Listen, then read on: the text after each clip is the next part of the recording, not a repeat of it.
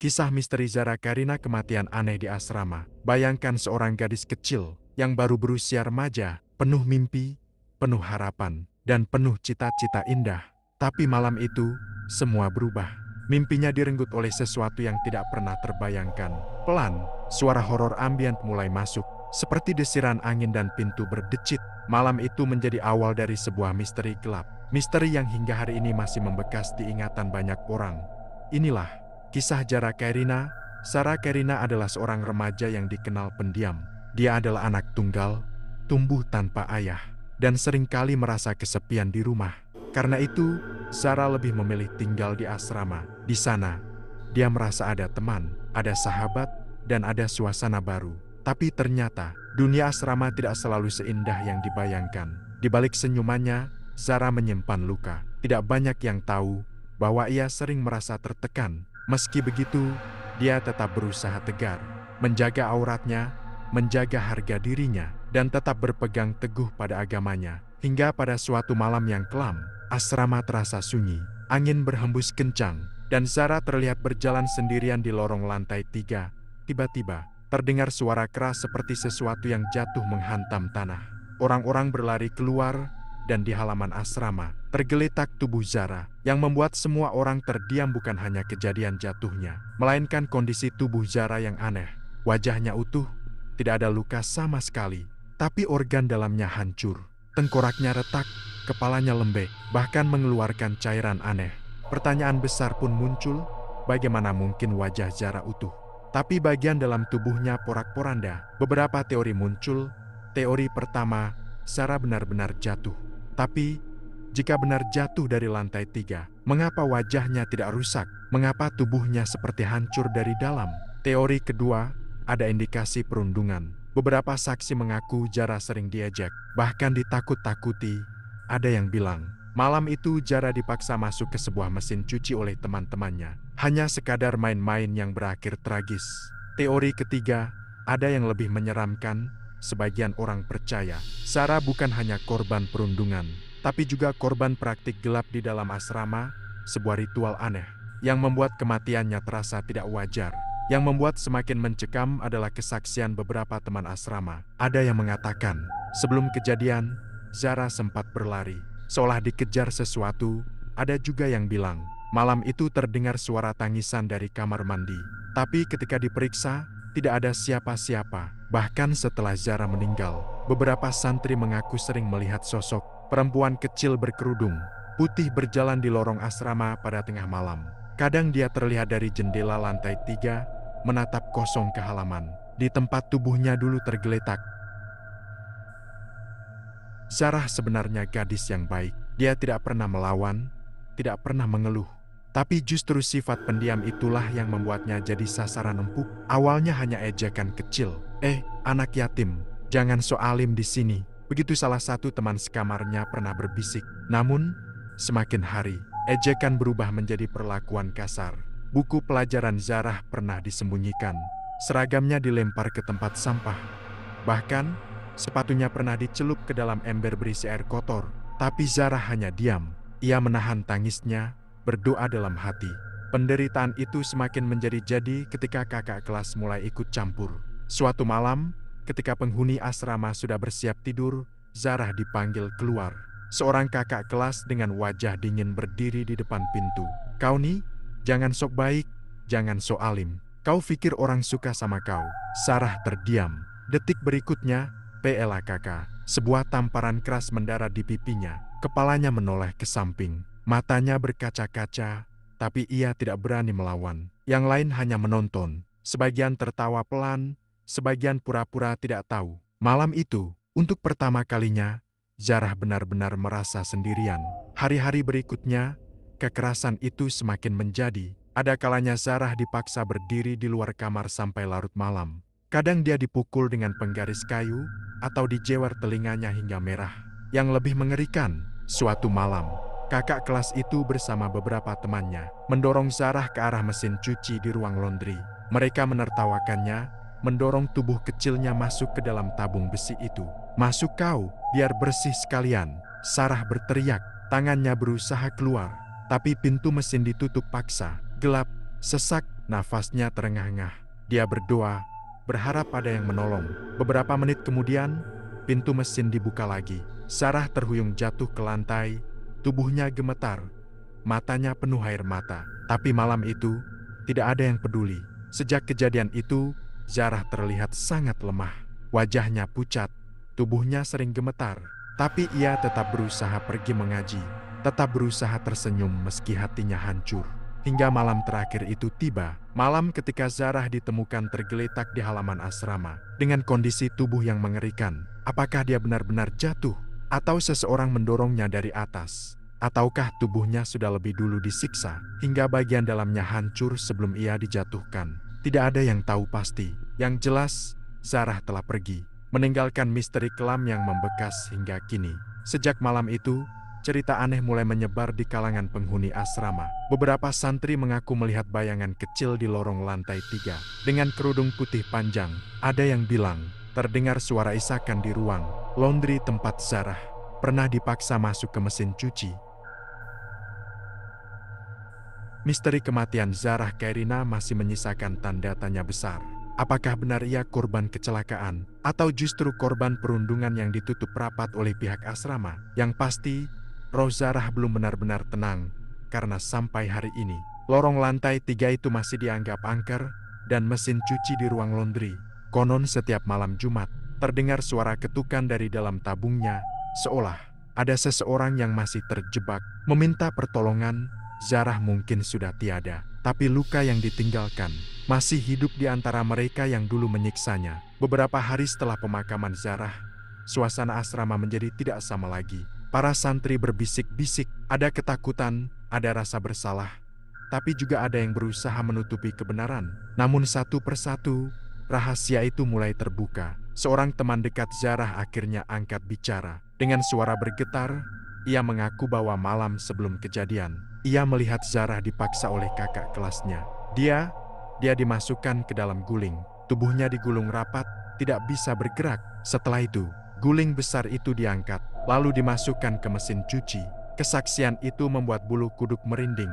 Bayangkan, tubuh kecil Zarah yang lemah, terperangkap dalam gulungan kain, lalu diputar di dalam mesin besi yang berputar kencang. Tangisan dan teriakannya tertahan, hanya bergema di dalam tabung gelap itu. Tidak ada yang menolong, sebagian hanya tertawa, menganggap itu lelucon. Ketika tubuh Zarah akhirnya dikeluarkan dari mesin itu, dia sudah lemas. Matanya sayu, wajahnya pucat, tubuhnya menggigil. Organ dalamnya mulai rusak, jantungnya melemah. Tapi Zarah tidak pernah menceritakan penderitaan itu pada guru atau ustazah. Dia memilih diam, mungkin karena takut, mungkin karena sudah terlalu lelah. Esoknya, ia terlihat berjalan dengan langkah gontai di lorong lantai 3. Malam itulah, Zarah ditemukan tergeletak. Sekarang semuanya masuk akal. Mengapa wajahnya tidak terluka, tapi organ dalamnya hancur? Karena bukan jatuh yang membunuhnya, melainkan penyiksaan yang dialami sebelumnya.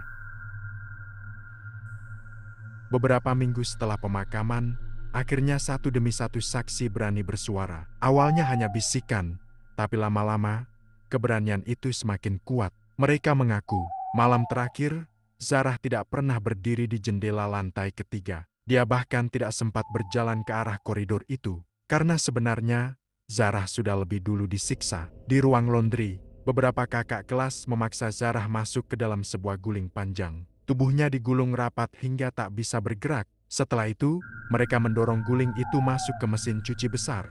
Dengan tawa mengejek, mesin itu dinyalakan. Air dingin memenuhi tabung, pusaran kuat mulai berputar. Dari dalam, terdengar suara teriakan lirih. "Lepaskan aku tak bisa bernafas." Tapi tidak ada yang peduli. Yang terdengar hanyalah suara putaran mesin, bercampur dengan jeritan samar yang perlahan melemah. Beberapa menit berlalu, ketika mesin akhirnya dihentikan, tubuh Zarah dikeluarkan dari tabung. Dia sudah tidak berdaya, matanya sayu, wajahnya pucat, bibirnya membiru. Tubuh kecil itu menggigil, paru-parunya penuh air, dan organ dalamnya hancur karena tekanan mesin. Beberapa santri panik, ada yang menyarankan membawa Zarah ke klinik kecil di asrama. Tapi kakak kelas yang menjadi dalang malah berkata dingin, "Jangan, kalau orang tahu, kita semua habis. Lebih baik bilang dia jatuh." Lalu, tubuh lemah Zarah digotong ke lantai 3. Tanpa rasa bersalah, mereka meletakkannya di dekat jendela, seolah dia jatuh sendiri dari ketinggian. Ketika akhirnya ditemukan, nyawa Zarah sudah hilang, dan cerita bohong itu pun dimulai.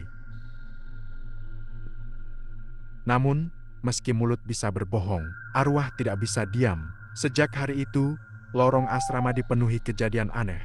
Beberapa kakak kelas yang terlibat penyiksaan mulai diganggu.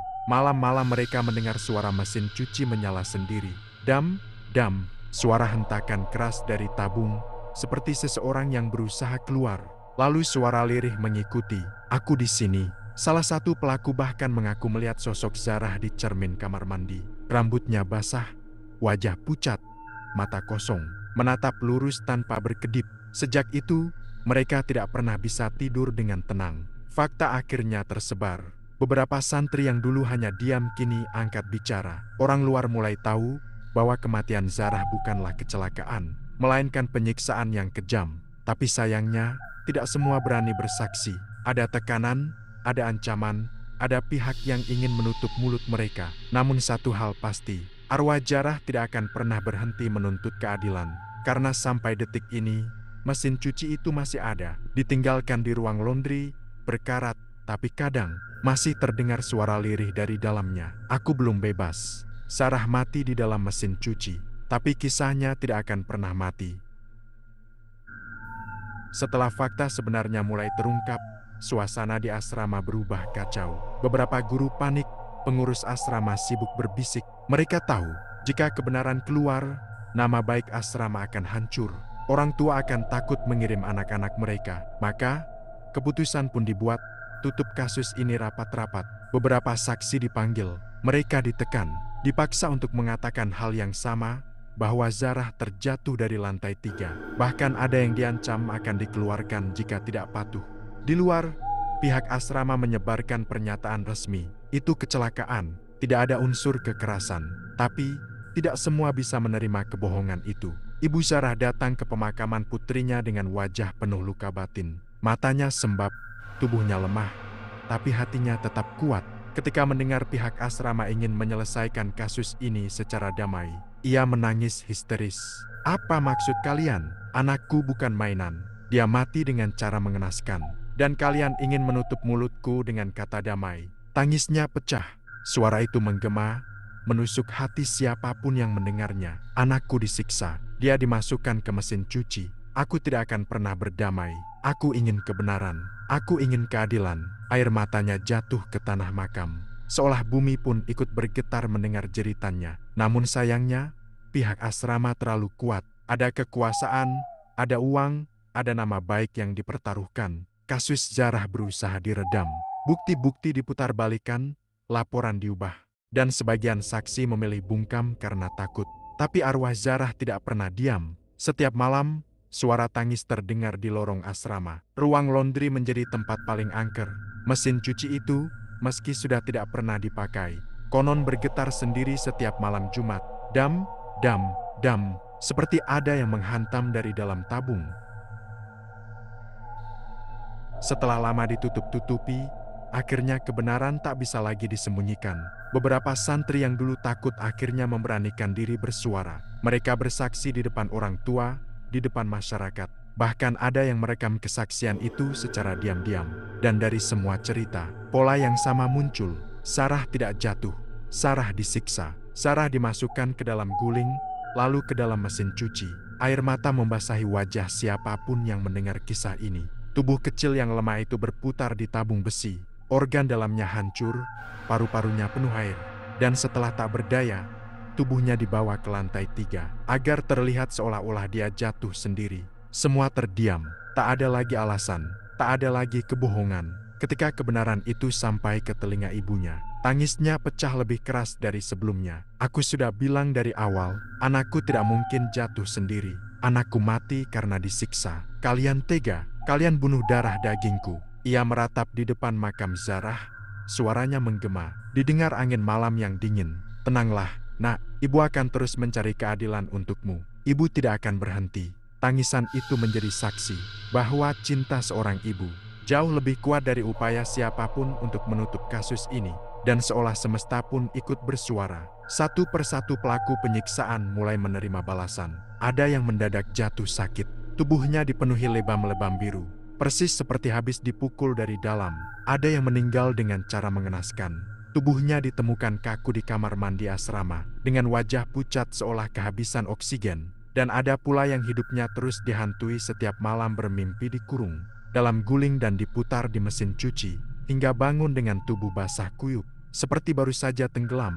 Mereka tidak bisa melawan, karena yang datang bukan manusia, melainkan arwah yang menuntut balas. Kebenaran akhirnya terungkap. Sarah benar-benar disiksa. Sarah benar-benar mati di dalam mesin cuci. Dan meski pihak asrama berusaha menutupinya, kisah itu sudah menyebar jauh, menjadi peringatan kelam, menjadi cerita seram yang terus bergaung. Kini, di ruang laundry itu, mesin cuci tua masih berdiri. Karatan, ditinggalkan, tapi tetap menyimpan energi gelap. Konon, setiap malam Jumat, tabungnya bergetar sendiri. Kadang terdengar suara ketukan pelan dari dalam, diikuti bisikan lirih. "Ibu, aku sakit, aku ingin pulang." Dan bagi siapapun yang berani mendekat, akan merasakan hawa dingin menusuk, seolah ada tangan kecil yang berusaha keluar dari dalam mesin itu. Sarah sudah tiada, tapi arwahnya tidak pernah diam. Ia terus menuntut keadilan, sampai dunia benar-benar mengakuinya.